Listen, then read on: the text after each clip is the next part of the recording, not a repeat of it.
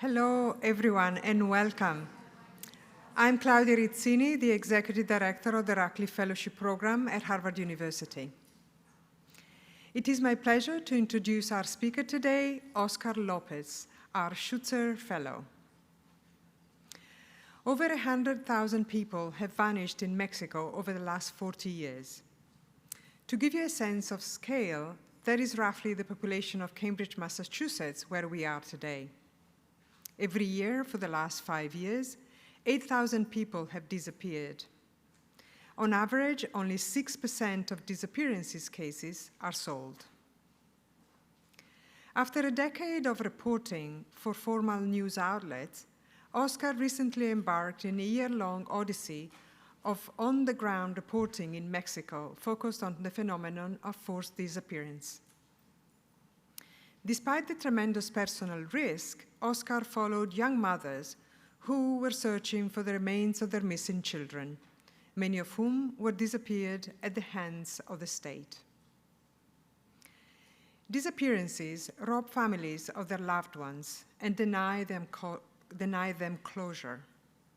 The uncertainty of what happened to those who were forcibly disappeared haunts the country's collective memory. Oscar's work at Radcliffe aims to exhume Mexico's long history of state-sanctioned violence through a blend of reportage, archival research, and investigative journalism. He hopes that this work can bring about a nationwide reckoning of Mexico's past and the ways it shapes the present, while also serving as a validation of the grief that has struck so many. As usual for our Fellows Public Talk, after the presentation, the speaker will answer the audience question. However, there is a little change, actually a big change today. We are changing the format of the Q&A session slightly, and the Q&A will be hosted by Rich Benjamin, our Walter Jackson Bate Fellows in this year's Radcliffe Fellowship class. Without further ado, please join me in giving a warm welcome to Oscar Lopez.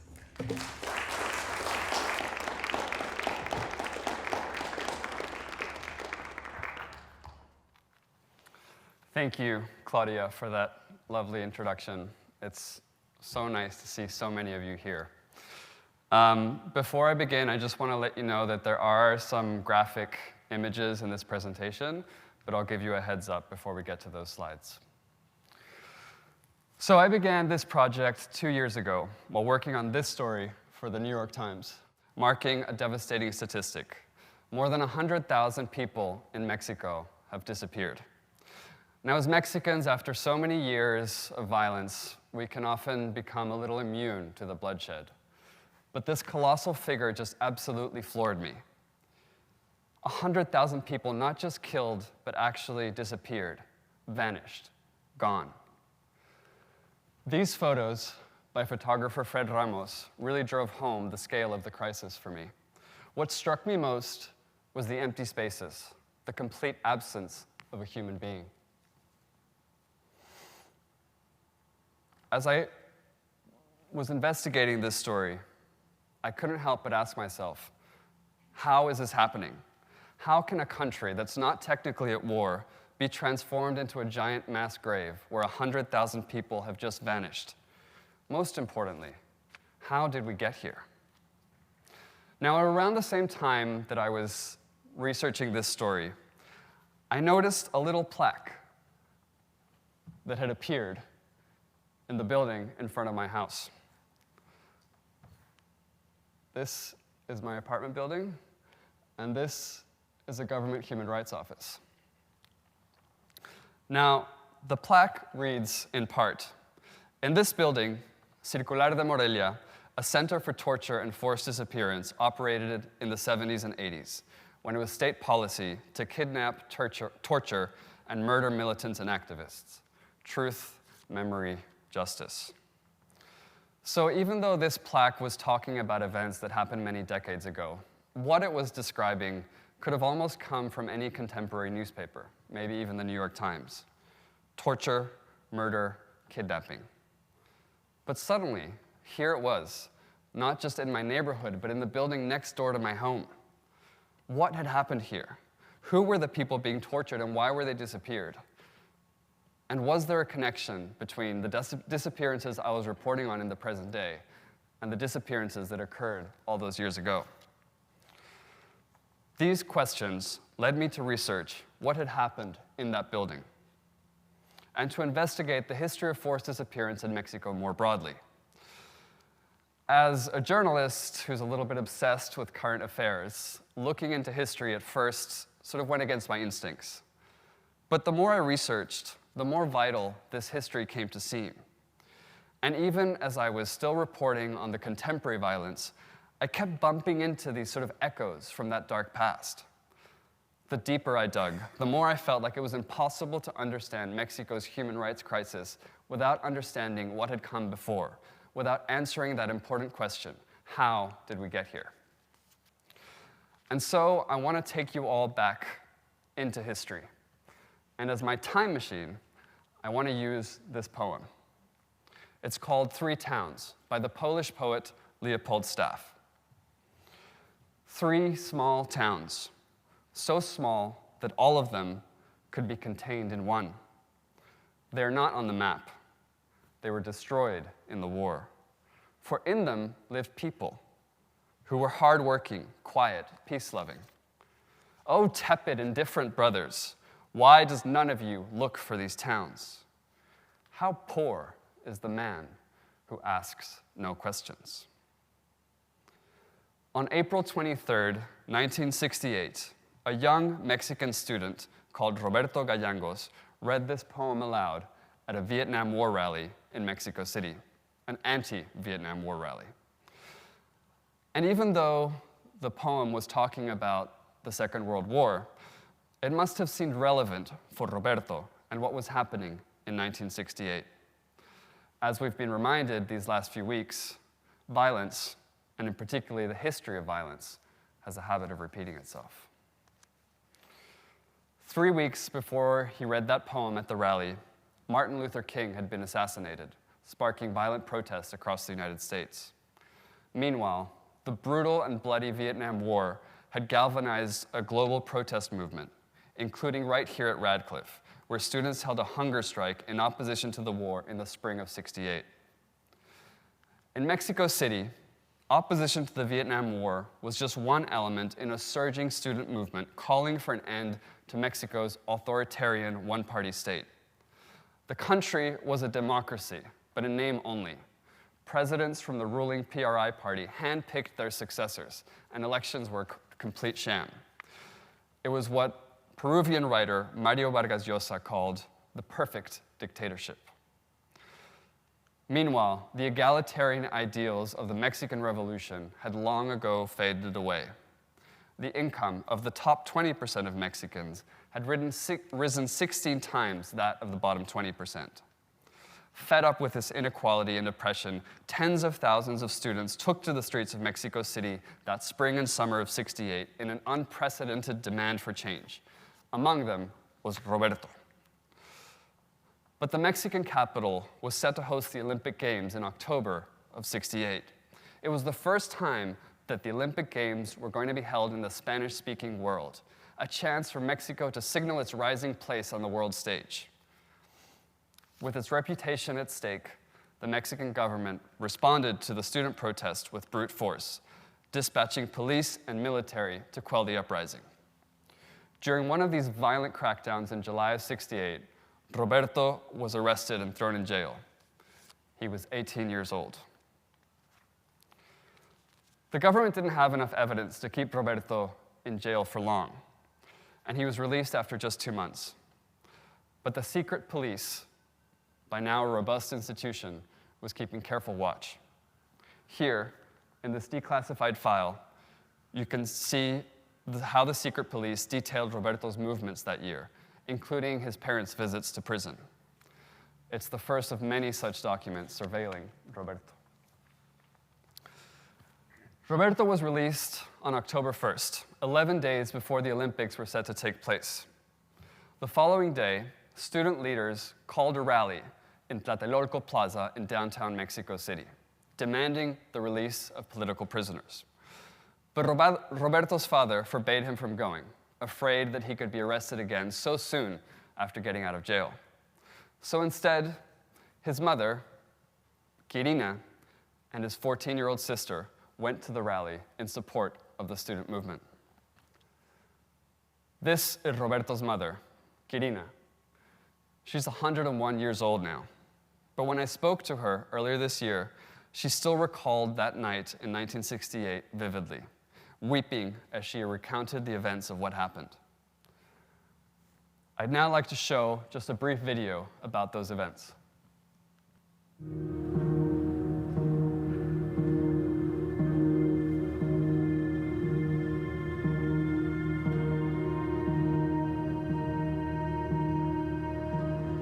Students and union demonstrators had come to protest against political oppression, but the army pours in and surrounds them. Then this.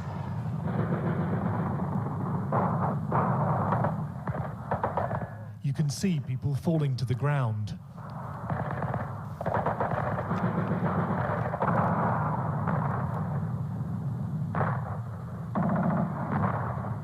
At one point, the camera catches this. Watch the window.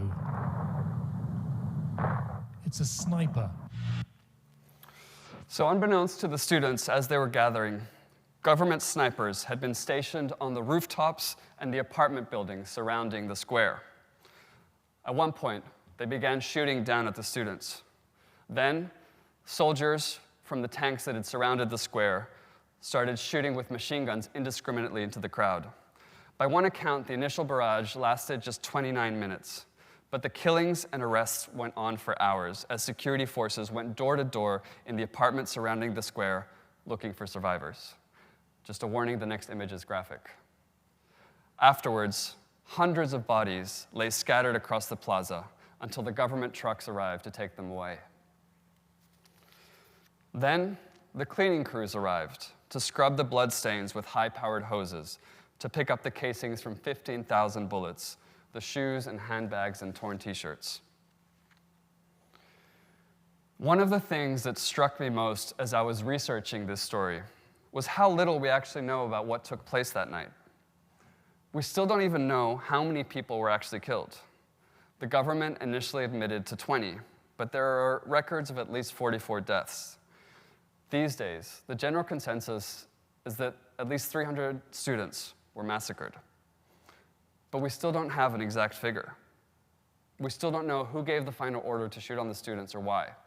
All we have are scraps mined from the archives. A 16-year-old boy with his clavicle shattered by a shot through the chest. A 20-year-old beaten into a coma. A 17-year-old dead with a bayonet wound. With the Olympics just days away, the Mexican government launched a cover-up, blaming the shootout on rogue students who shot at the military first, rather than government snipers. There was no official inquiry, no trials or convictions. Instead, the story of what happened, the stories of all those students who were killed in the official version, was simply erased. And despite student calls for a boycott, the Olympics, ironically named the Peace Olympics, went off without major incidents. Well, except one. But far from quelling the uprising, the Tlatelolco massacre radicalized the movement. Students across the country took up arms and joined up with peasant farmers who formed guerrilla groups in the countryside. Like hundreds of other young people, Roberto also joined the guerrillas, linking up with a rising revolutionary leader called Lucio Cabañas, a graduate from a storied teachers' college in the western state of Guerrero called Ayotzinapa. Remember that name. Roberto also met and married a fellow revolutionary who was a distant relative of Cabañas, Carmen Vargas. Meanwhile, the Mexican government launched a brutal counterinsurgency assault, igniting what is known as Mexico's Dirty War. Death squads made up of police, army, and intelligence agents were dispatched to tackle the uprising. Students and farmers across the country were arbitrarily arrested. 3,000 were killed, 7,000 were tortured. Many of those torture sessions actually took place in the building next door to my home, which had become the headquarters of the secret police. In all, more than 1,000 people were disappeared. The poor and rugged state of Guerrero in western Mexico was ground zero for the dirty war. Thousands of government troops were sent in to terrorize poor farmers who had taken up arms. And it was also during this period the Mexican security forces began collaborating with early organized crime groups, offering them protection in exchange for bribes. Human rights reports from Guerrero in this period describe extrajudicial killings, massacres, and the so-called death flights, where victims were weighed down with concrete and tossed from planes into the Pacific Ocean. More than 600 people in Guerrero were disappeared. Another graphic image coming up. The young leader, Lucio Cabañas, was assassinated by the military in December 1974.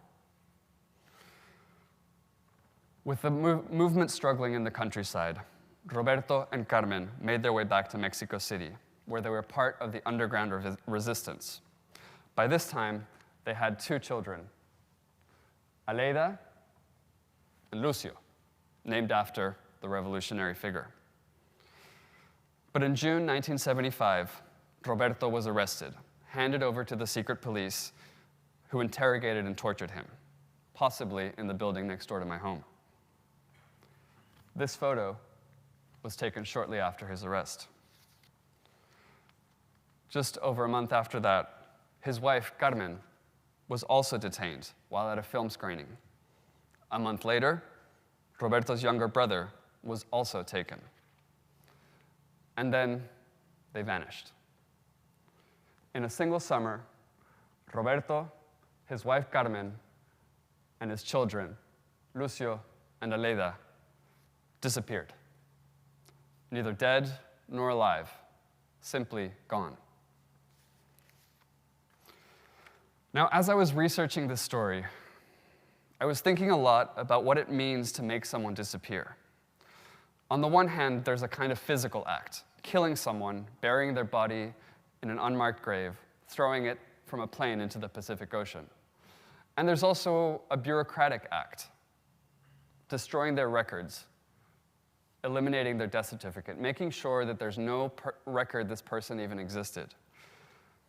But ultimately, I've concluded that disappearance is just one element in a broader campaign of enforced amnesia, which eliminates the possibility of justice.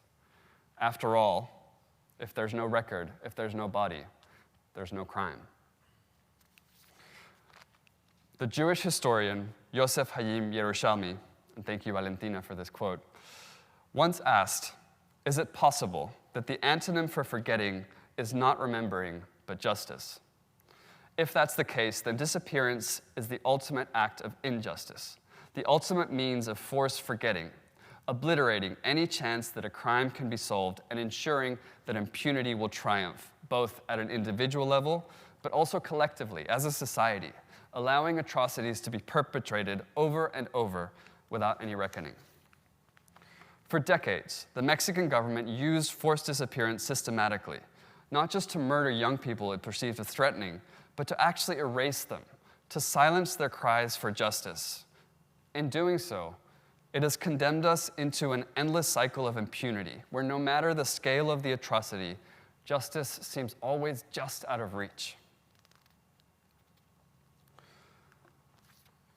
With the rise of early organized crime groups in the 1970s and 80s, many former government security agents responsible for these horrific acts joined the ranks of early cartels.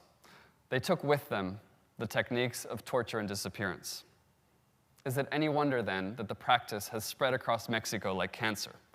What better way to get away with murder than by making someone disappear? Even more recently, those efforts of erasure have extended to journalists, the people tasked with telling stories and uncovering injustice.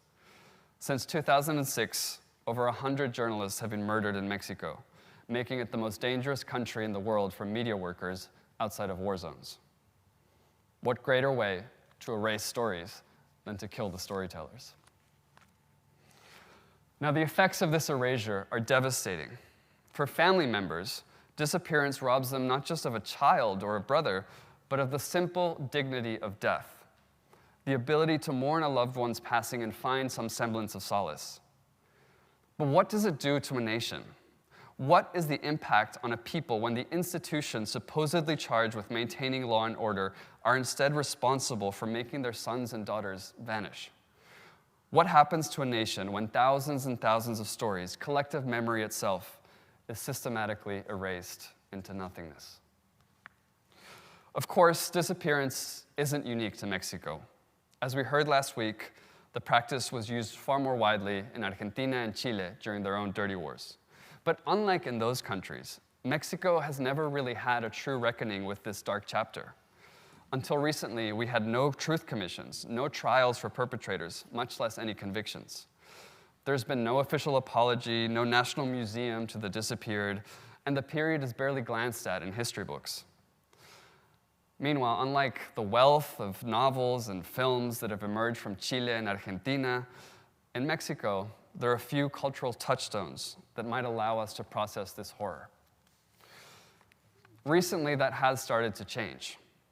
One good example is this scene from Alfonso Cuarón's Roma, depicting a second student massacre from 1971 known as the Halconazo.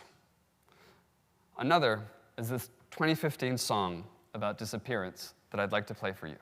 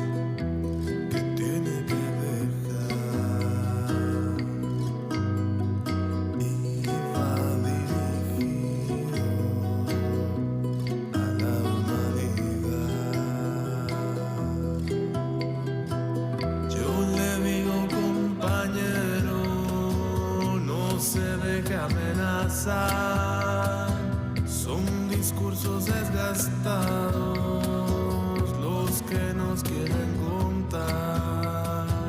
Más vale morir soñando y morir con dignidad que mirar cómo nos chingan y vivir para aguantar.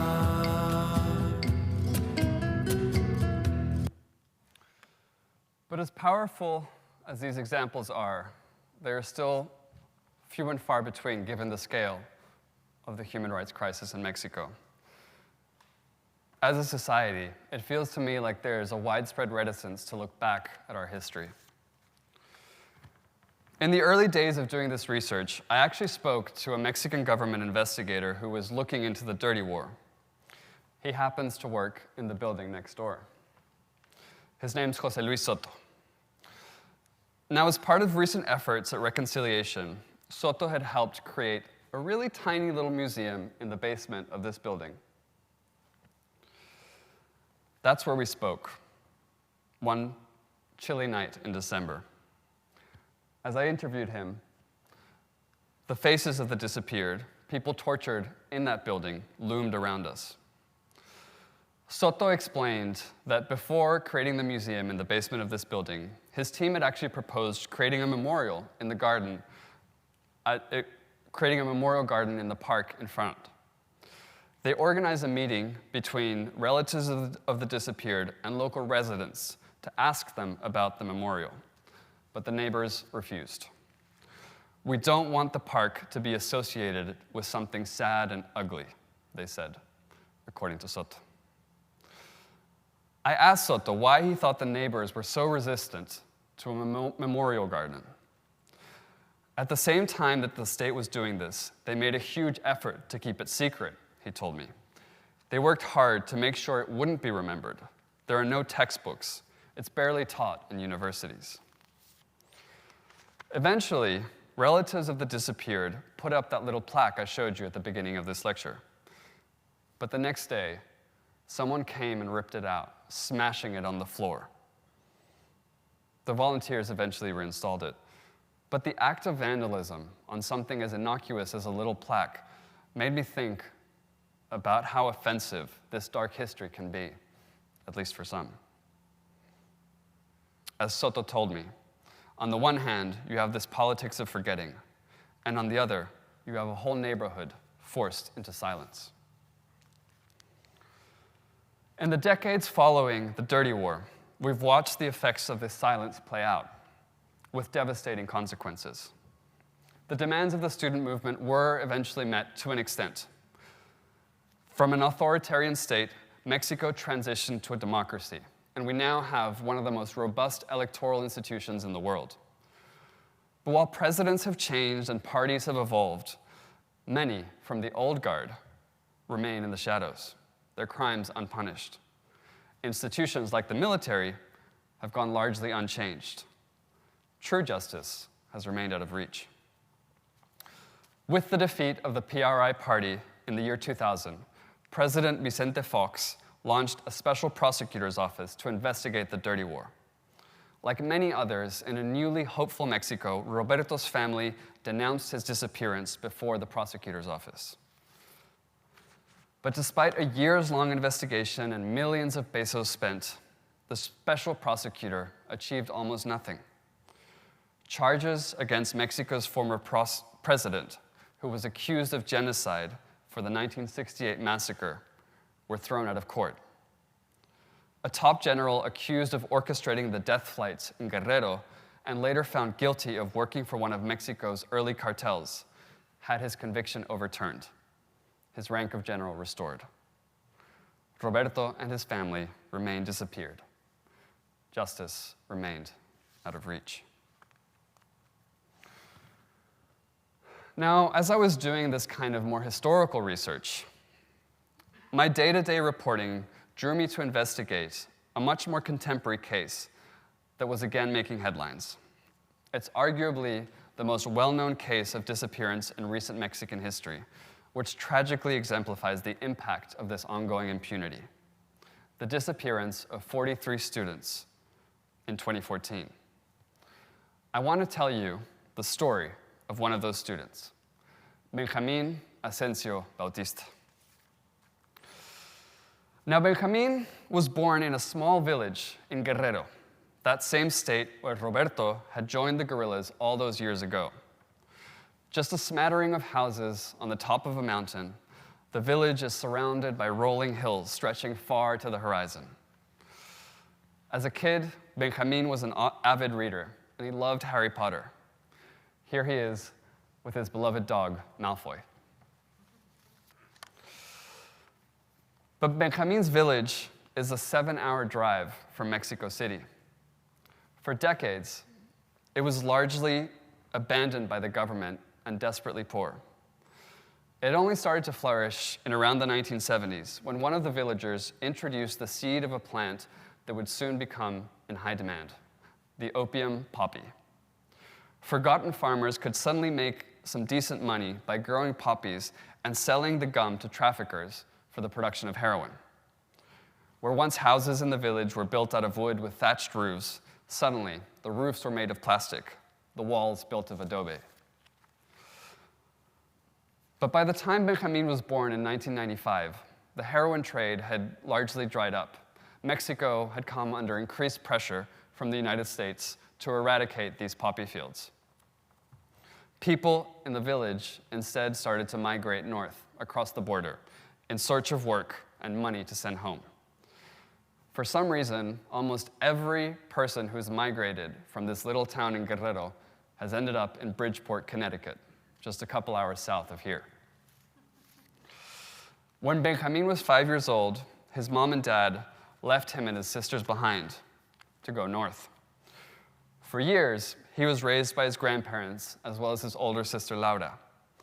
Meanwhile, up north, his mom Cristina worked back-breaking hours in McDonald's and Burger King to earn some money to send home. Their house, which was built of adobe, thanks to the money Cristina sent home, is now built of concrete. When Cristina finally returned to Mexico in 2007, the country was at war.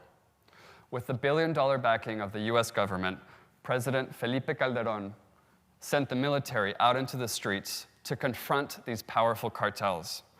The mass militarization was supposed to defeat the drug gangs, but instead it backfired badly. Organized crime groups were broken apart and started battling one another, often backed by different government factions. Once again, the state of Guerrero became ground zero. Smaller and more volatile groups began fighting over the opium fields that had again become immensely profitable, thanks largely to the introduction of a little pill across the border known as OxyContin. With the crackdown of prescription pain pills in the US in the mid-2000s, hundreds of thousands of drug users in the US were suddenly in desperate need for a hit. Criminal groups in states like Guerrero, where the poppy fields were plentiful, where corruption was widespread, were all too willing to fill the gap. In the midst of this growing conflict, young Benjamin graduated high school and started looking for ways to earn a living. Through a government volunteer program, he discovered teaching, and soon enough, he was hooked. In the summer of 2014, Benjamin went to study at the storied Ayotzinapa Teachers College, which had maintained the revolutionary ethos of its most famous graduate, Lucio Cabañas, as you can see in this mural. Now, every October, students from this school attend a protest in Mexico City to commemorate the 1968 Tlatelolco massacre that I told you about earlier.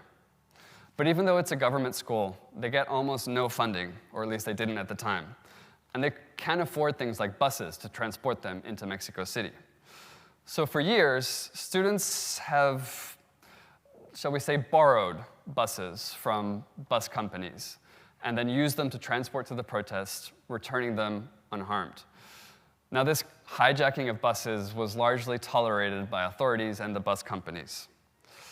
So that was the plan when Benjamin and about 100 other students set out from the Ayotzinapa school for the nearby city of Iguala on the night of September 6th, 2014. At first, things were going pretty well. The first-year students were laughing and joking as they undertook what is kind of an initiation for the school. Benjamin and the others managed to hijack several buses, but as they were leaving the Iguala bus station, local police started following them. Suddenly, the cops started shooting at them from all sides, even as the students screamed that they were unarmed. Several young men were killed, while the cops forced dozens of survivors onto pickups and handed them off to a violent drug cartel that operated in Iguala. After that, we don't know much about what happened. What we do know is that before dawn, 6 people were dead, dozens were injured, and 43 students had vanished. Among them was Benjamin. This mass disappearance sparked immediate indignation across Mexico, with tens of thousands of people marching through the streets of Mexico City calling for justice. Under immense pressure, the Mexican government followed a playbook that'll seem familiar to you now. They orchestrated an elaborate cover-up, suggesting that some of the students had links to the cartel in Iguala, which partly explained the attack. In their version, only the local police participated, handing the students over to the cartel, which killed them and incinerated their bodies in a local trash dump. Among those allegedly in the room when this cover-up was concocted was this man, Omar Garcia Harfuch, who was head of the police in the state of Guerrero. He also happens to be the son of the former head of the Mexican secret police in the 1970s, and the grandson of the defense minister at the time of the Tlatelolco massacre. He's now running for mayor of Mexico City. But I digress.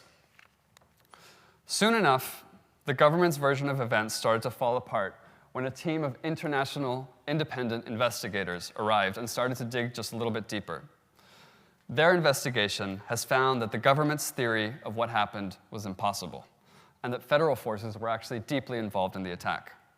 The Mexican military had been monitoring the students for weeks. It even had spies infiltrated among their ranks.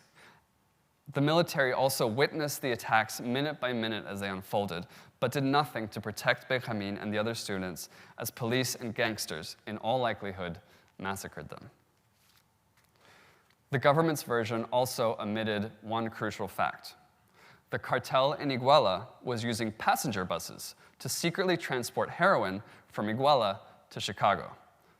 Buses just like the one that Benjamin and his colleagues had hijacked before they were attacked. It's not hard to see why this version of events was left out from the government's probe. Following this line of investigation would inevitably lead to the fact that military officers were being paid off by the cartel as it trafficked drugs to Chicago. Far from accepting their findings, the Mexican government began stonewalling the investigators, orchestrating a smear campaign in the press and even using powerful Israeli spyware known as Pegasus to hack their phones. Eventually, the investigators left.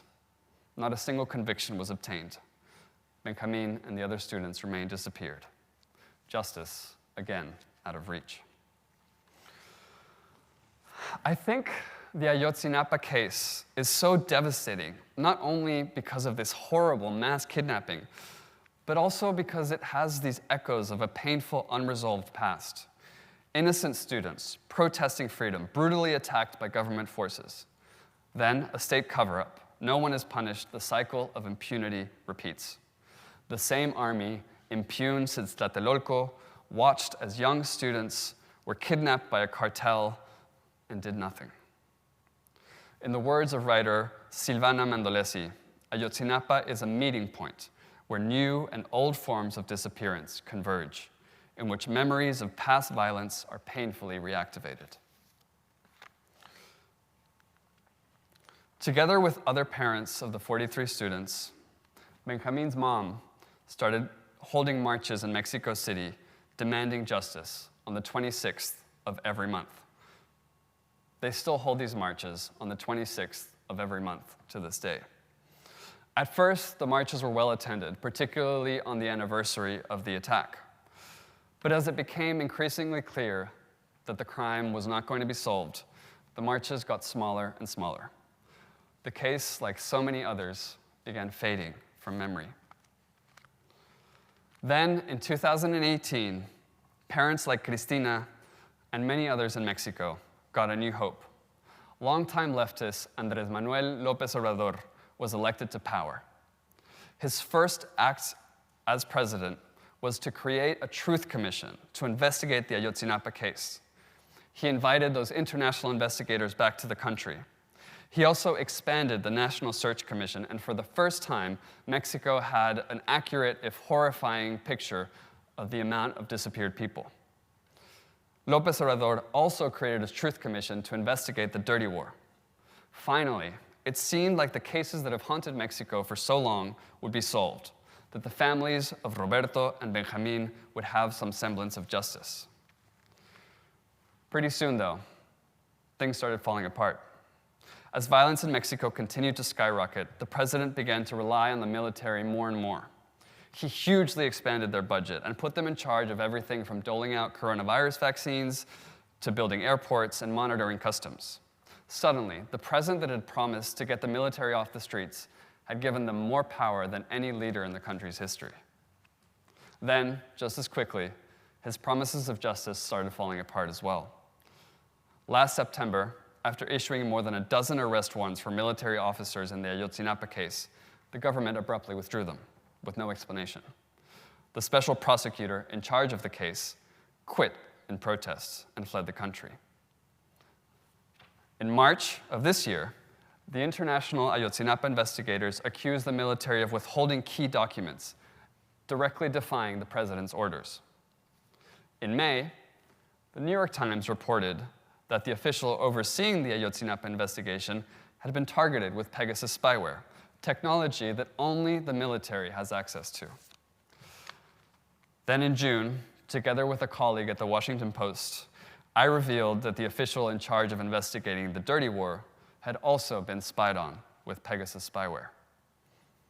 In July, the international investigators left Mexico for good, accusing the military of stonewalling their investigation. In August, the head of the National Search Commission resigned amid fears the president was trying to artificially lower the number of disappeared to erase the erased. And then just last week, members of the Dirty War Truth Commission held a press conference accusing the armed forces of obstructing their investigation by withholding, altering, or mutilating documents. And on that very same day, President Lopez Obrador gave a special award in recognition to a retired Army general who was defense minister at the time of the Ayotzinapa massacre, and who was afterwards arrested on drug trafficking charges in the US, only to be absolved when he was extradited to Mexico.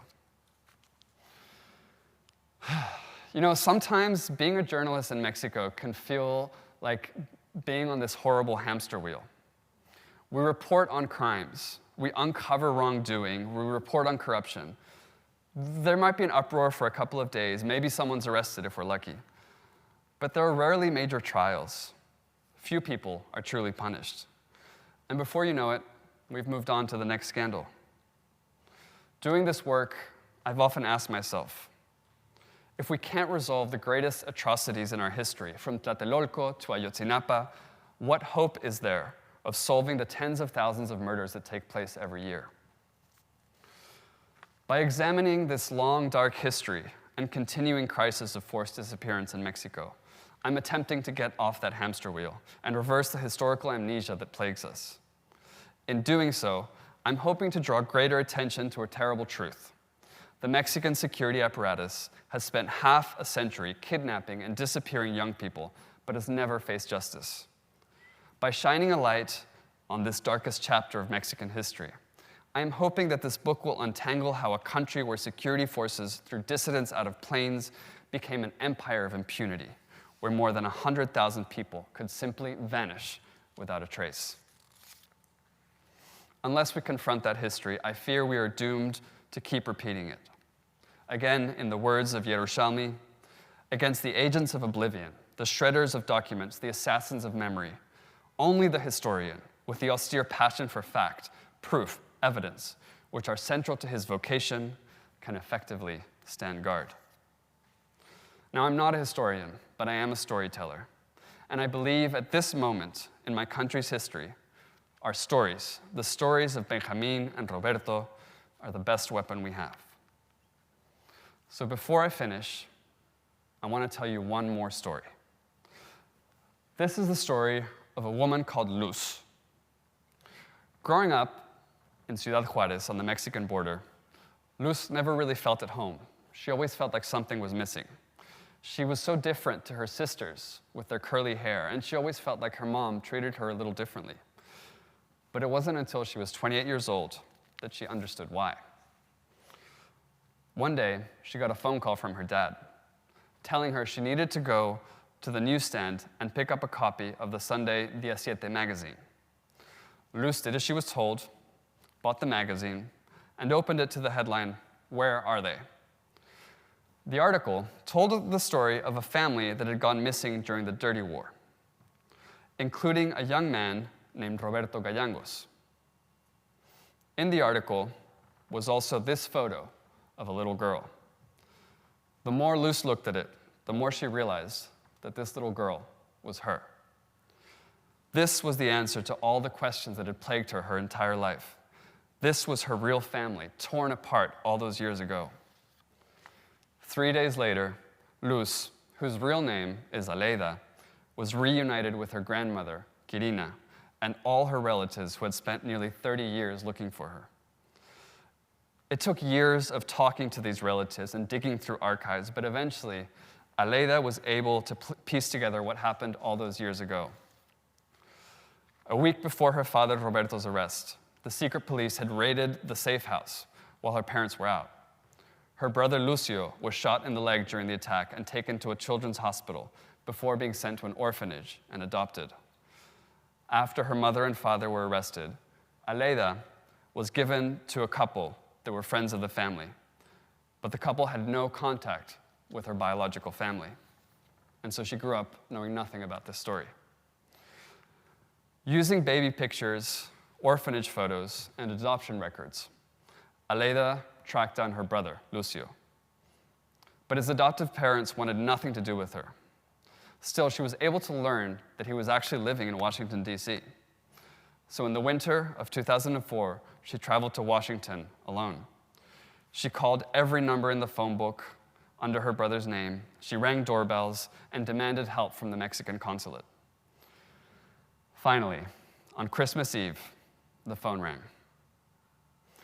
After nearly 30 years apart, for the first time, she heard her brother's voice on the end of the line.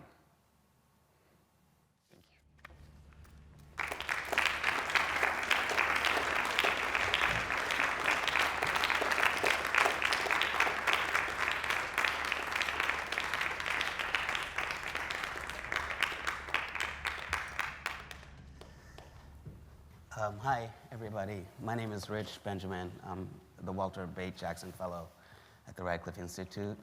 Thank you, Oscar, for such a tremendous presentation. And I want to preface my first question with a feedback and a remark. And for me, one of the most haunting, poignant things about that presentation was that apartment building and the human rights building and the plaque that you live nearby. And I think of that because you're a journalist, right? It's not like you're a phlebotomist or a chemist and your positionality doesn't matter. You know, your humanity matters, your geography matters, everything you're bringing to the journalism matters.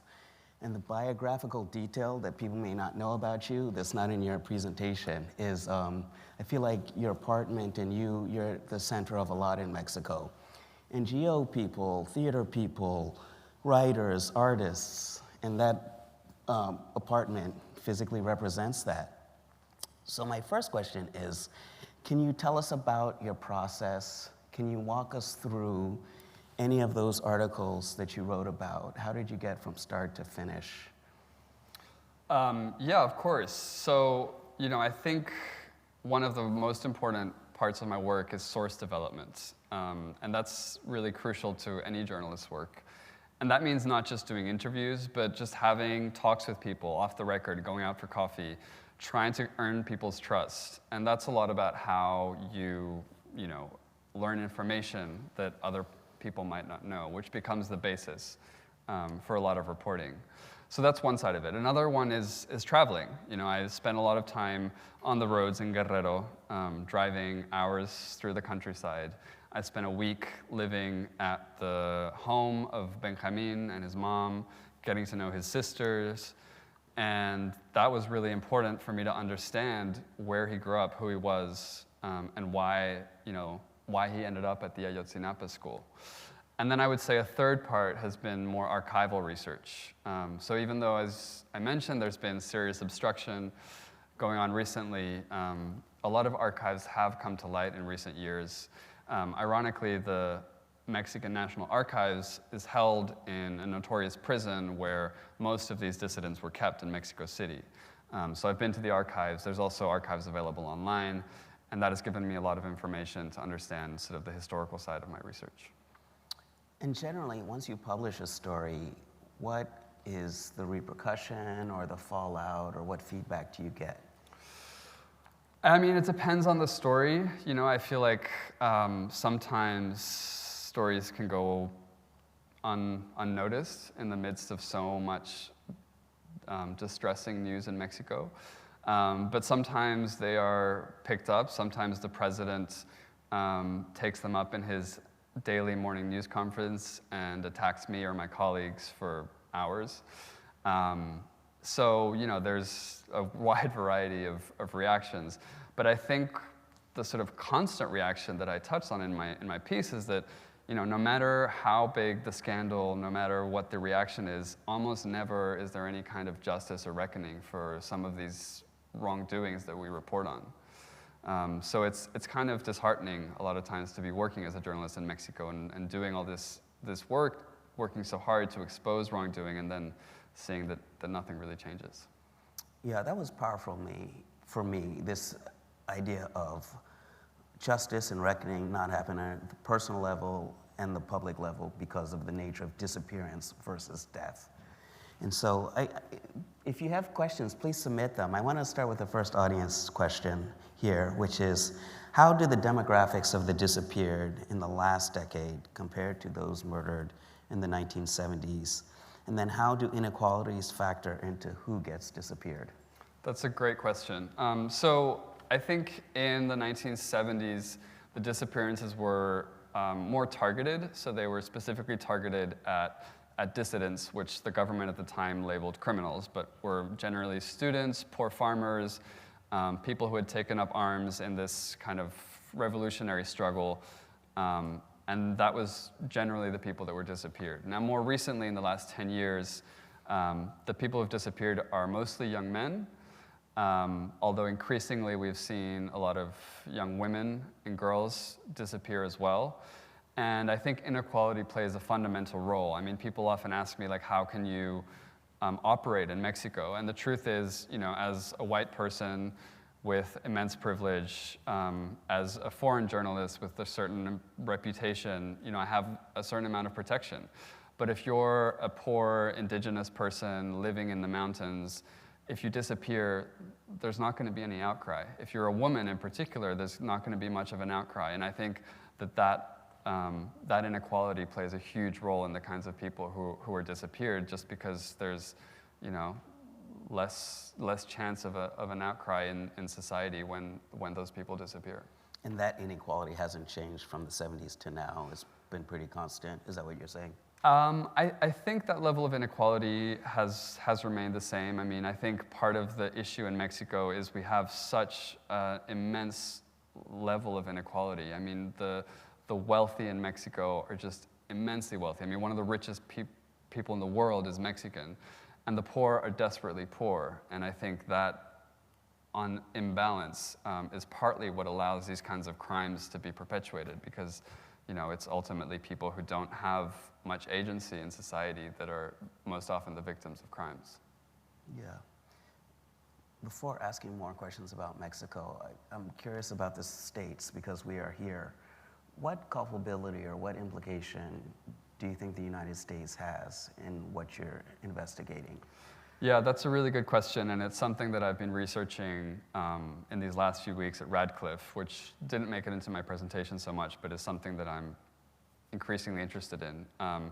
So what I've been looking at is the US role in the 60s and 70s. So this was at the height of the Cold War, and the Mexico CIA station was actually one of the most robust, if not the most robust in the world, because it allowed the Americans to keep tabs on the Soviet and Cuban embassies that were active in Mexico City at the time. And there's hundreds of pages of documents of the CIA monitoring students, monitoring these protests, which were seen as sort of motivated by communism and the sort of Red Scare at the time. But it actually went even further. At times, the documents showed that the CIA was actually paying right-wing student groups to attack the leftist groups and kind of, you know, stir up tensions between them.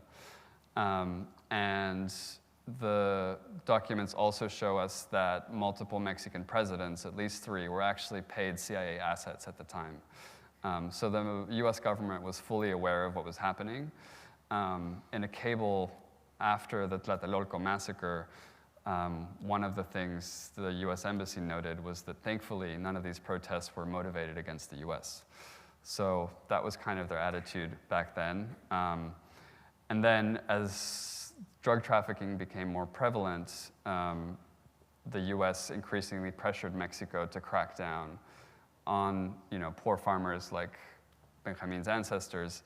And I think that pressure, which continues to this day from the US to tackle the cartels, to go after their leaders, has really led to the violence that we're seeing today, because these groups without leaders often fragment and go to war with one another, and that's what really makes the violence get out of hand. And of course, you know, there's the element of US demand for drugs, as well as the endless US supply of weapons. So I think the U.S. has a fundamental role in Mexico's violence just because our two countries are so incredibly interlocked. Yeah, and that leads to a question that's basically being asked here is, do you have a sense of the scale of this? In other words, how many Mexicans were or are involved in the making of these disappearances happen now? It's difficult to say. I mean, there was a report that came out recently showing that Mexican cartels were the 5th largest employer in Mexico. So, it's tens of thousands of people that are involved in this kind of industry to an extent, and there's multiple factors behind that, particularly as we were discussing, inequality, lack of opportunity. And also, one of the elements of disappearance is that a lot of young men, when they're disappeared, it's actually because they're being kidnapped and forced into the cartels and forced into a kind of, enslavement by these groups. And then when they're no longer useful to the cartel, they're just discarded. So it's hard to know exactly how many people because it's difficult to define. And even the term cartel is sort of nebulous and not really accurate to describe how these groups operate. But it is thousands of people who are part of this industry to some extent. Yeah, by the way, how does that work? When they kidnap and disappear young men to work in the cartels, they maintain that through threat of violence to their families? How does that work? Yeah, exactly. That's often the threat of violence either to themselves or to their families. And there's actually an incredible movie that I didn't mention called Identifying Features, which is about a mother looking for her son.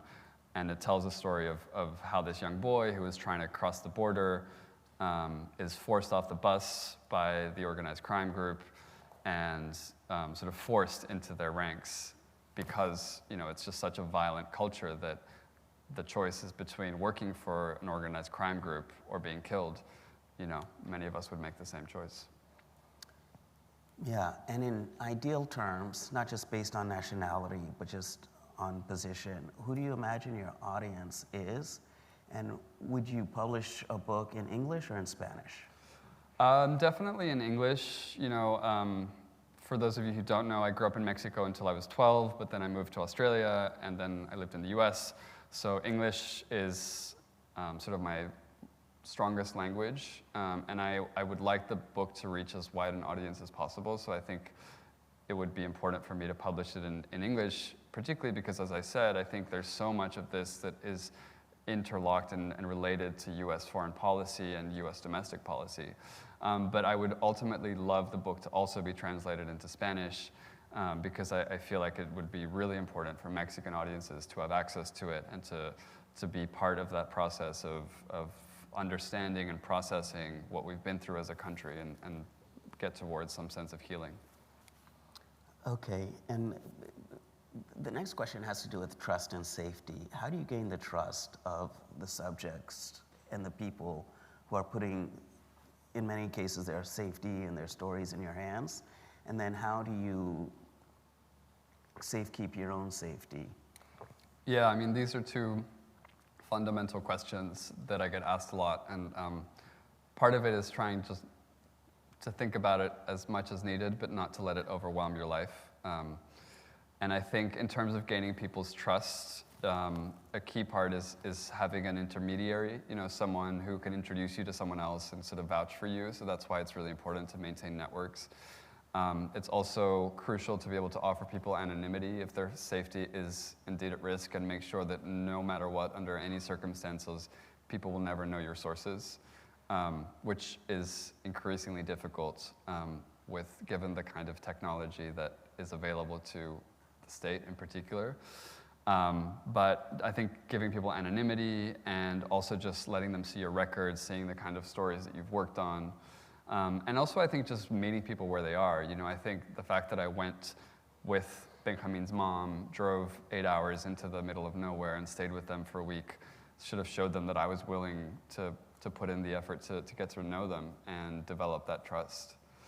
And in terms of my own safety, it's obviously an enormous concern. And when I do things like going into these areas that are a little bit more risky, there's a safety plan to put in place. I let my husband know where I'm going. I let colleagues track my location live so that they can see if anything looks unusual. Daily check-ins with my editor, letting him know I'm okay. And that's kind of the physical side, but then there's also whole another digital aspect, because as I mentioned, the Mexican government, particularly the military, has access to such sophisticated spyware that they can basically get into your phone without you even clicking on something. So that's been a whole nother process of learning how to use VPNs, password protectors, and all kinds of different ways to keep my digital profile safe, because I don't want to be tracked, but even more importantly, I don't want any information about my sources to end up in hands that there shouldn't be in. That was also another fascinating dynamic, espionage in the 70s and 68 versus now, and how you mentioned the Pegasus spyware. There are about 10 amazing questions here, but we're out of time. So thank you, Oscar, for such a great presentation.